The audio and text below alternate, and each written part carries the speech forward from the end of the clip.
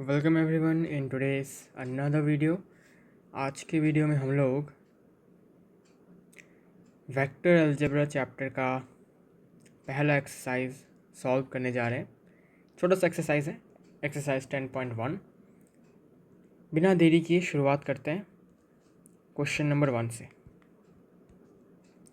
Question number 1 कहता है, पूछा है क्या, represent graphically a displacement of 40 kilometers 30 degrees east of north। इसका क्या मतलब है? 30 डिग्री ईस्ट ऑफ नॉर्थ का मतलब, जब भी ऐसा सेंटेंस आता है ईस्ट ऑफ नॉर्थ वगैरह काइंड ऑफ लाइक दिस, तो इसको कैसे सॉल्व करें? ठीक है, east of north, east of north का मतलब आपका डायरेक्शन नॉर्थ की तरफ था। ठीक है, आप नॉर्थ की तरफ जा रहे थे, फिर आप नॉर्थ से ईस्ट की तरफ आप मुड़ गए। ठीक है, उसी को बोला जाता है ईस्ट ऑफ नॉर्थ। ठीक है, तो आपको जब भी ऐसा लिखा हुआ है east of north, north of south, north of east, इसका मतलब आपको जैसे कि यहाँ पर लिखा है ईस्ट ऑफ नॉर्थ, तो आपको जो सेकंड वाला टर्म है उस पर ध्यान देना है। तो यहाँ पर सेकंड टर्म आपका है नॉर्थ। ठीक है, तो आपको क्या करना होगा, तो इसका मतलब आप जा रहे थे नॉर्थ की तरफ, मतलब आप जा रहे थे इस तरफ, फिर आपने ईस्ट की तरफ टर्न किया, मतलब आप ईस्ट की तरफ ऐसे टर्न करते हो। ठीक है, ऐसे जा रहे हो, फिर आपने ईस्ट की तरफ टर्न किया, इसको बोला जाता है नॉर्थ, ईस्ट ऑफ नॉर्थ। अगर वही ऐसा लिखा होता नॉर्थ ऑफ ईस्ट, इसका क्या मतलब है? इसका यह मतलब होगा कि आप ईस्ट की तरफ जा रहे थे, ईस्ट मतलब इस तरफ जा रहे थे, और फिर आप नॉर्थ की तरफ टर्न करते हो। नॉर्थ की तरफ टर्न करना मतलब ऐसे जा रहे हो, फिर नॉर्थ की तरफ मतलब ऐसे टर्न करना। This is called north of east. ठीक है, सो अभी ग्राफिकली हमें डिस्प्लेसमेंट दिखाना है 40 किलोमीटर का, जब आप नॉर्थ से ईस्ट की तरफ 30 डिग्री टर्न करते हो। ठीक है, तो सबसे पहले इस ऐसे टाइप ऑफ क्वेश्चंस को सॉल्व करने का बेस्ट तरीका होता है, सबसे पहले आपको नॉर्थ, साउथ, ईस्ट और वेस्ट आपको ड्रॉ कर लेना चाहिए।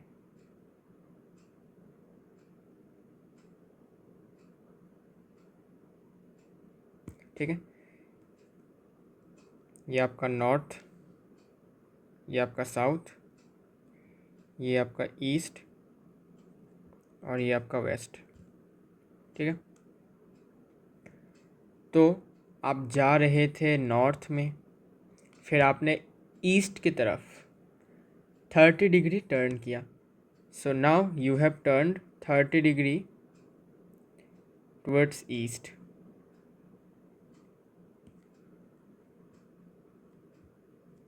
ये वाला जो एंगल है it is 30। Now you have to find the displacement. Now you have to find the displacement, कितना का डिस्प्लेसमेंट हुआ। ठीक है, कैसे निकालेंगे डिस्प्लेसमेंट?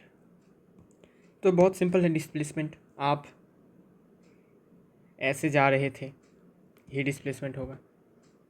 ठीक है, नॉर्थ, ईस्ट ऑफ नॉर्थ मतलब आपका जो एक्चुअल पाथ है वो जाने का वो ये है। ठीक है, तो आपका जो डिस्प्लेसमेंट होने जा रहा है ये होगा यहाँ ज़ीरो नहीं, ये ओरिजिन, डिफरेंट कलर से दिखाता हूँ, ये ओरिजिन और मान लो ये point A.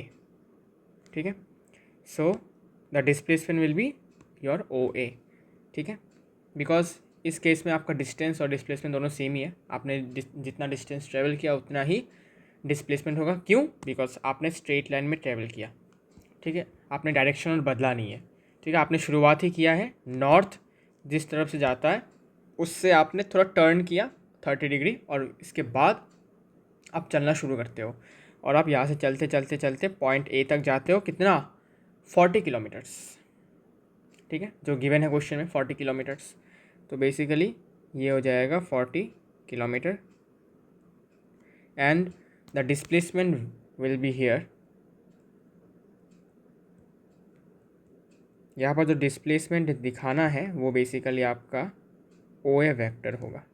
Displacement vector here it is O A vector, और इसका वैल्यू ही 40 किलोमीटर है। ठीक है, अब इसका डायरेक्शन जो है वो होगा 40 kilometres along O A vector. ठीक है, या फिर ओ ए कैप भी लिख सकते हो। ठीक है, ठीक है, ओके। नेक्स्ट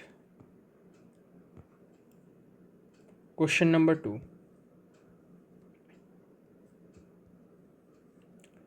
क्वेश्चन नंबर 2 में पूछा classify the following measures as scalar and vectors. इनमें से कौन से मतलब स्केलर की क्वांटिटी में आएंगे, मतलब स्केलर के क्लासिफिकेशन में आएंगे, और कौन सा आपका वेक्टर के क्लासिफिकेशन में आएगा। जैसे कि देखो 10 किलोग्राम्स, ऑब्वियसली 10 किलोग्राम्स से स्केलर, इसका कोई डायरेक्शन नहीं है। ठीक है, so it is basically a scalar. चाहो तो इसको डिफरेंट इंक से लिख सकते हो, it is a scalar. Number 2, 2 metres north west. अब इसमें आपका मैग्नीट्यूड है 2 मीटर और डायरेक्शन है नॉर्थ वेस्ट। इसका मतलब डायरेक्शन भी है और मैग्नीट्यूड भी है, इसका मतलब ये वेक्टर है। Very simple. Okay,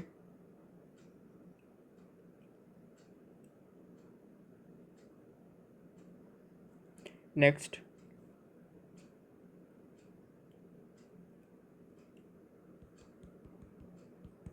number 3, 40 degrees. अब ये 40 डिग्री जो है ये आपका स्केलर हो जाएगा, बिकॉज इसमें कोई डायरेक्शन गिवन नहीं है, नो डायरेक्शन, ओनली मैग्नीट्यूड। लेकिन अगर 40 degree north west east south ऐसा कुछ लिखा होता तब वो वेक्टर हो जाता। ठीक है, लेकिन क्योंकि अभी अकेला है, कुछ भी लिखा नहीं है इसके साथ, तो ये स्केलर ही हम मानेंगे। नेक्स्ट 40 वाट। ठीक है, 40 वाट, डायरेक्शन वगैरह कुछ नहीं है, ये पावर है। पावर ऑब्वियसली स्केलर होता है, not vector, so it is basically scalar. Number 5, 10⁻⁻9 Coulomb, नहीं -9 नहीं, -19, 10⁻⁻19 कूलॉम्स। ये भी आपका स्केलर है, कोई डायरेक्शन वगैरह कुछ भी नहीं है। नेक्स्ट रोमान 6, 20 मीटर पर सेकेंड।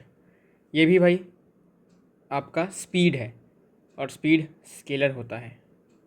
ठीक है, अगर डायरेक्शन गिवन होता तब हम इसको वेक्टर मान सकते हैं, लेकिन क्योंकि अभी कुछ नहीं है, डायरेक्शन वगैरह कुछ गिवन नहीं है, so it is not a vector. Similarly question number 3 देख लेते हैं, आसान आसान क्वेश्चन है। Question number 3, classify the following as scalars and vector quantities. ठीक है, सबसे पहले टाइम पीरियड। टाइम हमारा टाइम हमेशा स्केलर है, टाइम का कोई डायरेक्शन नहीं होता। ठीक है, time is a scalar.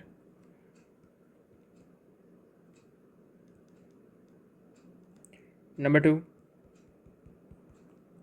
Distance, it is also scalar. अगर डिस्टेंस डायरेक्शन लिखा होता तब तो फिर इसको हम वेक्टर बोलते हैं। Number 3, force. फोर्स हमारा वेक्टर है, फोर्स हमारा वेक्टर क्वांटिटी है। ठीक है, फोर्स हमारा वेक्टर क्वांटिटी है, बिकॉज फोर्स का डायरेक्शन भी होता है और मैग्नीट्यूड भी होता है।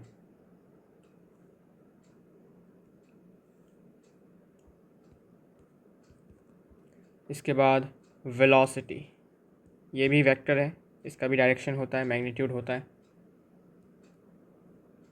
ये भी वेक्टर है। Roman 5 work done, work done आपका स्केलर होता है, वर्क डन का कोई डायरेक्शन नहीं होता। This is the dot product of force and displacement, और डॉट प्रोडक्ट हमेशा स्केलर होता है, so it is a scalar quantity. Now question number 4,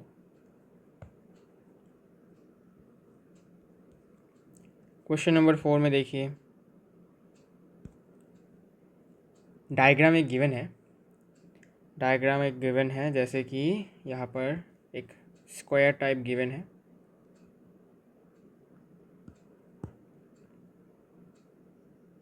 A vector, इसमें है डी वेक्टर,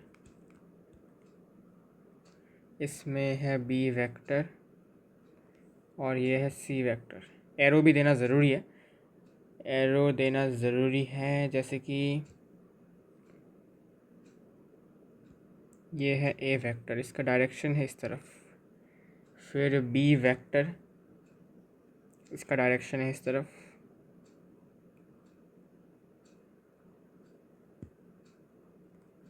और सी वेक्टर, इसका डायरेक्शन है इस तरफ,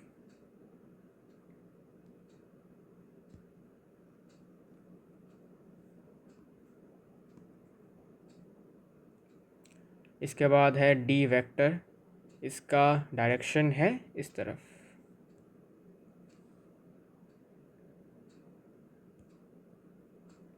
क्लियर?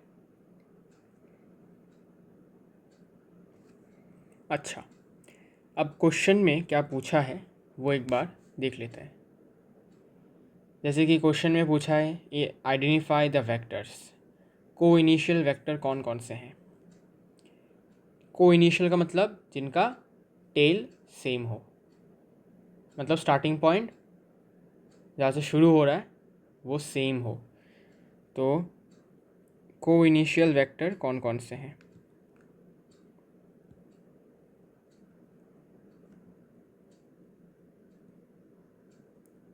को इनिशियल देख लेते हैं, जैसे कि आप देखो ये वाला वेक्टर ए वेक्टर और डी वेक्टर, देखो ये लोग सेम पॉइंट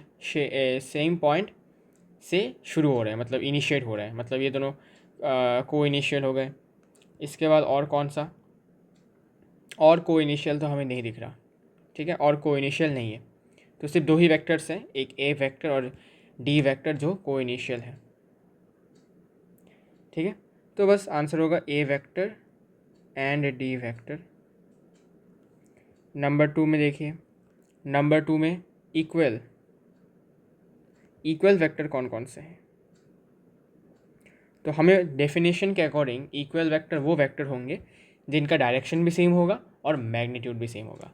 इस केस में ये एक स्क्वायर है, ठीक है, क्वेश्चन में गिवन है ये एक स्क्वायर है, और स्क्वायर होने के कारण सबका मैग्नीट्यूड सेम है, लेकिन डायरेक्शन भी सेम होना ज़रूरी है इक्वल वेक्टर होने के लिए।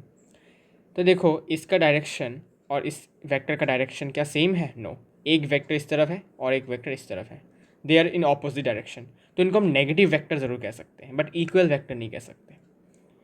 इसके बाद क्या ये वाला वेक्टर और ये वाला वेक्टर को हम इक्वल वेक्टर कह सकते हैं? यस, क्यों?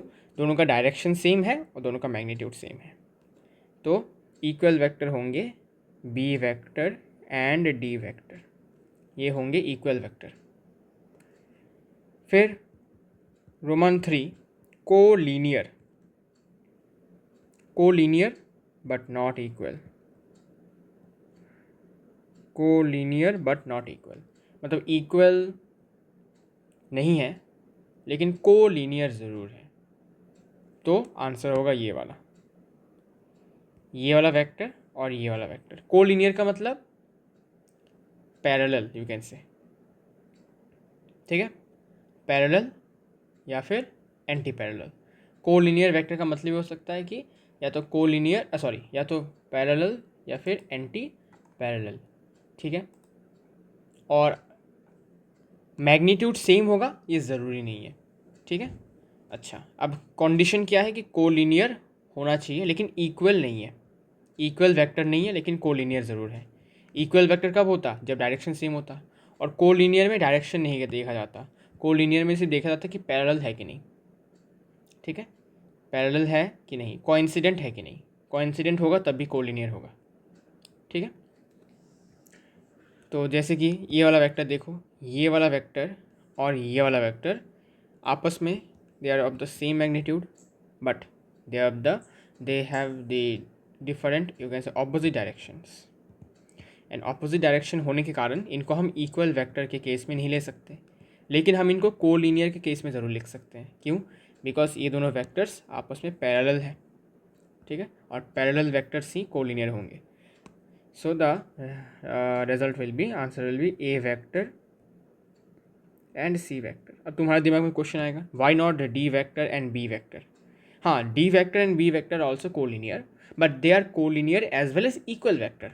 लेकिन हमें क्वेश्चन में पूछा है कि भाई कोलिनियर सिर्फ और सिर्फ होना चाहिए, इक्वल नहीं होना चाहिए, ठीक है। ये दोनों वेक्टर इक्वल भी हैं, कोलिनियर भी हैं, तो इसलिए ये वाला केस हमें नहीं लेना है। सिंपल।